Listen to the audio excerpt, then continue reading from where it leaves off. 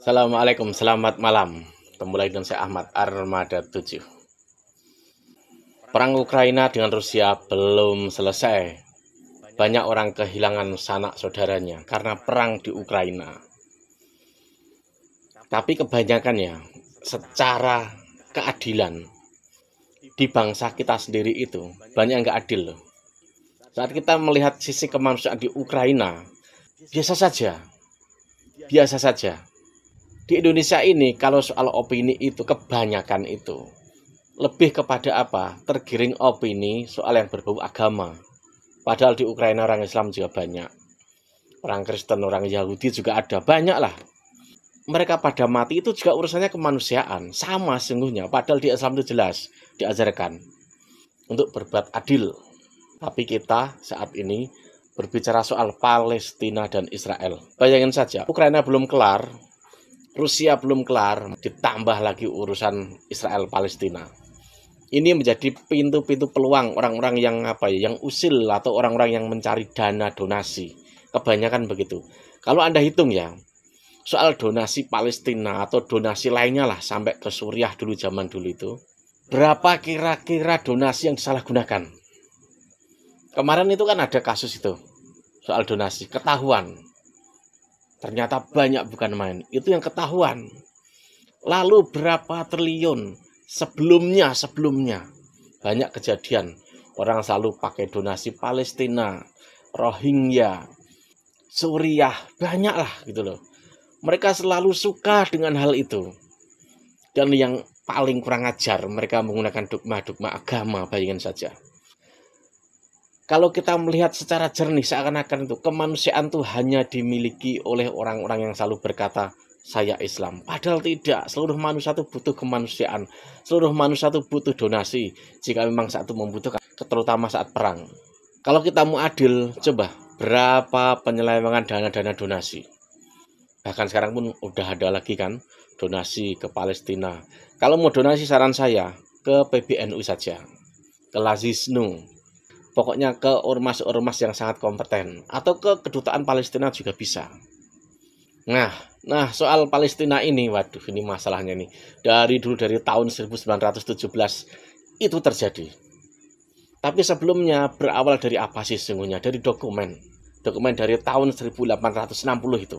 Itu dokumen Yahudi ini gitu loh. Lalu perang dunia ke-1 itu Inggris kan jelas sebagai pemenang. Nah di situ Inggris seakan-akan punya kuasa mengatur, orang Yahudi ditaruh di Palestina. Itu awalnya. Kalau mau menyalahkan, salahkan Inggris. Karena Inggris itu biangnya yang pertama kali mencetuskan itu. Itu kan jelas Inggris membuat apa rumah besar untuk Yahudi di sana itu gitu loh, di Palestina. Lalu imigrasi ini orang-orang Yahudi, apalagi saat Perang Dunia Kedua juga itu. Apalagi saat Perang Dunia Kedua, jelas seperti apa itu pembantaian orang Yahudi oleh Hitler. Nazi itu loh, neo-Nazi. Nah, neo-Nazi itu ya itu yang membuat orang Yahudi kabur ke sana semua. Nah, itu dikasih pulang oleh Inggris. Makanya disasarkan kemana? Ke Palestina. Menempati di situ. Nah, itu jadi permasalahan, jadi perang itu. Jadi friksi, jadi insiden dan lain sebagainya. Perebutan lahan, tanah dan lain sebagainya. Padahal orang Palestina, orang yang sudah menduduki di situ, itu jelas menolak. Jadi ini seperti paksaan. Walau begitu Inggris itu juga membatasi saat itu kok. Setahun itu 10.000 imigrasi. Dari Eropa itu. Kan jelas. Holocaust itu berapa? 6 juta orang Yahudi dihabisi oleh neo-Nazi. Kenapa nggak ditaruh di Australia ya? Padahal di benua Australia itu tengahnya itu kosong tuh. Kenapa nggak taruh di sana? Benua Australia itu kan luas. Penduduknya berapa juta sih gitu loh. Ditaruh di Palestina yang luasnya itu kecil. Udah, akhirnya terjadi perebutan tanah, friksi, berantem dan lain sebagainya. Lalu ditengahi oleh PBB. Lalu Palestina dipecah jadi 2. Lalu kelompok orang Yahudi mendirikan Israel itu. Sampai sekarang itu gitu loh. Nah ini kesini akhirnya apa? Banyak kepentingan masuk. Yang awalnya bercita-cita untuk membela tanah airnya, bercita-cita membela budaya dan adatnya, akhirnya Gimana coba? Banyak kepentingan bisnis, dagang, dan lain sebagainya. Sesungguhnya di situ Palestina dengan Israel itu tidak melulu soal agama, yang jelas itu apa? Penguasaan tanah, kekuasaan politik, seperti itu. Kalau orang teriak takbir, nggak usah kok di sana. Di Indonesia juga banyak gitu loh. Ada kejadian sesuatu, Allahu Akbar. Iya kan? Jadi tidak melulu itu perang agama. Spontan membawa apa hal keagamaan dia. Nah itu, kadang manusia jahat itu lalu memakai pembodohan, memakai pelintiran bahwa yang diperjuangkan itu agama. Padahal urusan apa toh? Urusan tanah, urusan politik, kekuasaan. Dari dulu tuh ya itu. Lalu percaya siapa? Kalau mau percaya orang yang tahu dua sisi. Yang tahu sisi Palestina, yang tahu sisi Israel. Jangan yang dari satu sisi. Kalau dari satu sisi pasti jomplang. Dan Anda bisa-bisa apa? Jadi tidak adil. Ini ada uraian dari Cak Islah Bahrawi. Pendek lah. Ini lihat videonya. Para kiai, para santri, saya Islah Bahrawi. Saya orang Madura, lahir di Madura. Saya sampai SMA di Madura, mondok juga di Madura. Kemudian saya kuliah di Jakarta. Setelah kuliah saya sempat belajar sejarah dan filsafat Islam di Amerika. Nah, kemudian saya kembali ke Indonesia tahun 2004. Saya kurang lebih hampir 5 tahun. Jadi meskipun saya kebalikan, orang-orang kadang-kadang belajar Islam itu ke Arab, saya belajarnya ke Amerika. Tapi insya Allah saya tetap Nahdien, saya tetap Ahlus Sunnah wal Jamaah, tidak ada yang berubah. Saya insya Allah ya Madura masih seperti Madura pada umumnya. Lahir sudah NU, insya Allah sampai mati pun NU. Bapak Ibu sekalian, para kiai, para santri, saya sebenarnya kalau ditulis Gus Islah Bahrawi itu saya nggak mau Pak. Apalagi kiai, saya nggak punya pondok. Mau dipanggil Gus ya bapak saya bukan kiai. Bapak saya orang biasa, tapi kebetulan bapak saya itu santrinya Mbah Yai Usman Jatipurwo. Jadi bapak saya itu, abah saya itu ya sudah ikut torikohnya Mbah Yai Usman dari sejak remaja. Kemudian kakek saya santri terakhir, generasi terakhir dari santrinya Mbah Yai Khalil Bangkalan, gurunya Mbah Hashim As'ari. Kakek saya sekamar dengan Mbah Yai As'ad Samsul Arifin Sukorjo, sekamar. Jadi kalau dulu Mbah Yai As'ad itu ke Madura biasanya mampir ke rumah saya. Nah, saya belajar ke kakek saya ini. Jadi dari kecil saya sudah belajar Ajurumiyah Ibnu Ajurum, kitab Ajurumiyah, Jurmiyah kata orang Madura, itu saya udah belajar. Jadi dari kecil saya diajari oleh kakek saya. Jadi saya bukan Gus, apalagi kiai, saya Islah Bahrawi saja. Jadi jangan pakai Gus kapan-kapan. Saya sering ngomong begini karena saya manggul gelar Gus itu berat sekali. Nanti takutnya suatu waktu saya lagi katoan nanti, wah itu Gusnya pakai celana pendek. Jadi saya lebih baik dipanggil Cak Islah seperti di media sosial. Bapak Ibu sekalian, apa yang ingin saya sampaikan sebenarnya mungkin mohon maaf agak sedikit kayak sekolahan, orang-orang sekolahan. Karena begini, hari ini kan ada perang Pak, ini antara Filistin dengan Israel. Ini memang lagi hangat-hangatnya.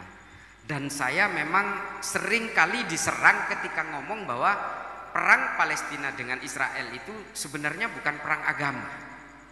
Saya selalu ngomong seperti itu dan memang banyak yang protes. Karena memang banyak orang yang anggap ini perangnya agama ini. Perangnya antara orang Yahudi dengan orang Islam. Saya selalu menolak itu. Karena apa Pak? Karena apa?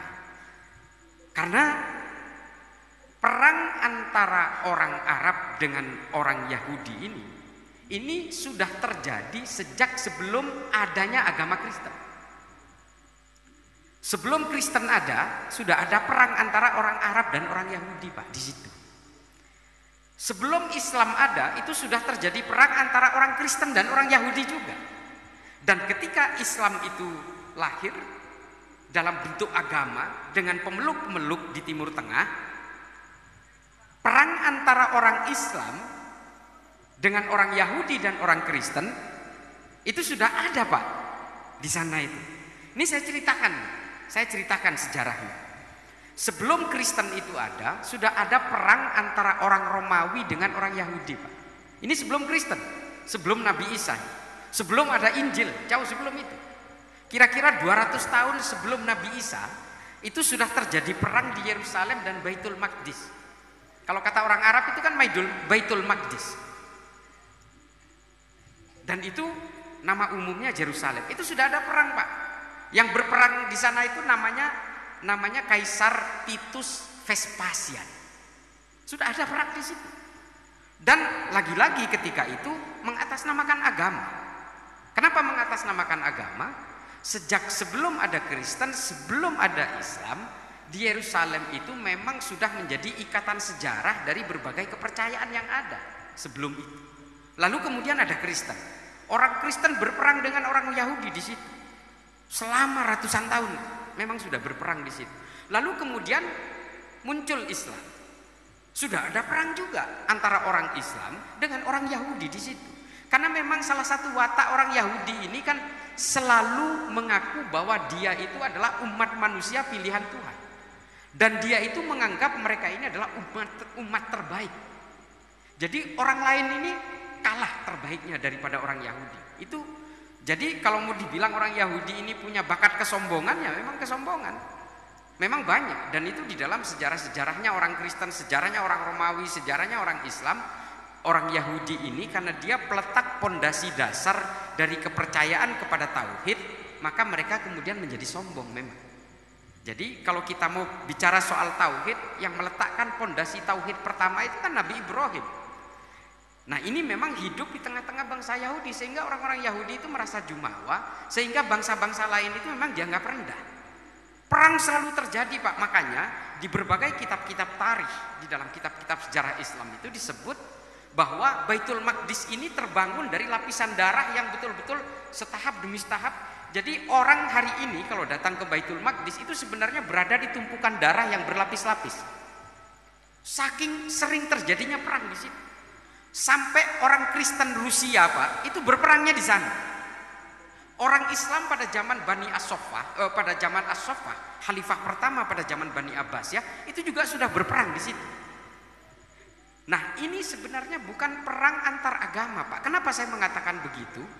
Ketika hari ini Gaza digempur habis-habisan dan korbannya itu ribuan orang hari ini, kurang lebih sekitar 1.500, dan diperkirakan itu hampir 2.000 per hari ini.